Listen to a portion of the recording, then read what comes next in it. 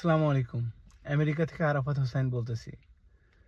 So recent যে ঘটনাটা ঘটলো, আমেরিকা ভেনিজুয়েলায় একটা সামরিক আগ্রাসন চালাইলো এবং ভেনিজুয়েলার প্রেসিডেন্ট মাদুরো এবং তার স্ত্রীকে একদম উঠায় নিয়ে আসলো আমেরিকাতে এবং তাদের প্রায় 20 ট্রিলিয়ন ব্যারেল তেল সম্পদ নিয়ে আসলো।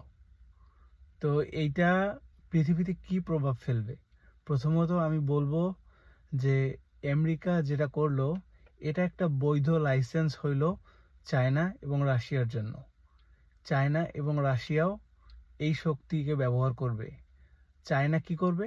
চায়না তার শক্তি ব্যবহার করে তাইওয়ানকে কলোনাইজ করবে এবং তাইওয়ানের সম্পদ লুটপাট করবে, কারণ সে আমেরিকার কাছ থেকে এটা শিখলো। এবং রাশিয়াও একই কাজ করবে।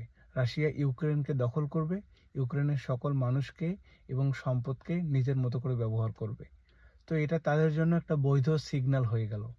সো আমি মনে করি না যে আমেরিকার এই সামরিক আগ্রাসন করা ঠিক হয়েছে।